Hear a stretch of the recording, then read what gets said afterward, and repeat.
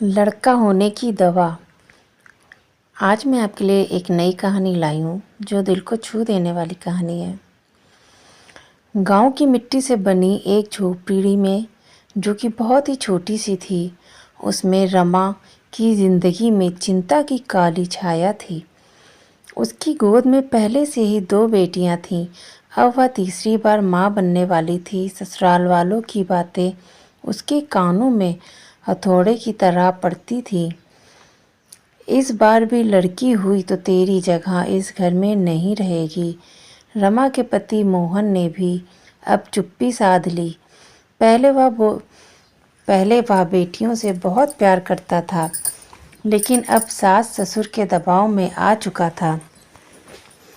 एक दिन पड़ोस की सुनीता चाची ने रमा को एक बूढ़ी औरत के बारे में बताया, जो एक जड़ी बूटी की दवा देती थी और दावा करती थी कि इससे लड़का ही होगा।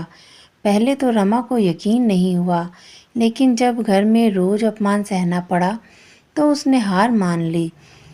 वह रात के अंधेरे में उस बूढ़ी औरत के पास पहुंची और दवा ले आई।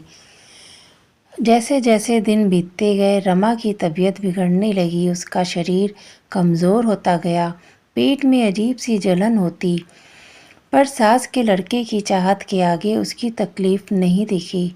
आखिरकार प्रसव का समय आ गया। दर्द से तड़पती रमा को अस्पताल ले जाया गया, लेकिन डॉक्टर ने जैसे ही उसे देखा, चेहरा गंभीर हो गया। किसी ने तुम्हें खतरनाक जड़ी बूटी खिलाई है, जिससे जहर पूरे शरीर में फैल गया है।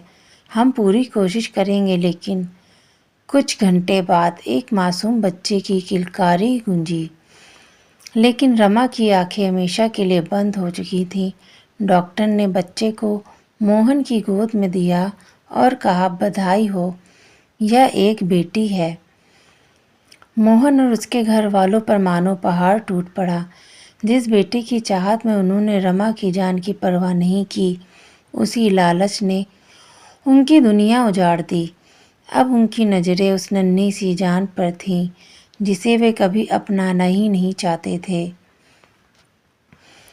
तो इस कहानी से हमें शिक्षा मिलती है, बेटा हो या बेटी, भगवान की देन है। लालच और अंधविश्वास में पड़कर कभी भी अपनी और अपने परिवार की ज़िंदगी खतरे में डालना सबसे बड़ी मूर्खता होती है। ऐसा हम में से किसी को भी नहीं करना चाहिए। तो फ्रेंड्स, आपको ये कहानी कैसी लगी? अच्छी लगी हो तो लाइक करिएगा, चैनल सब्सक्राइब करिएगा। मिलते हैं अगली स्टोरी में। Bye bye. Thank you for watching.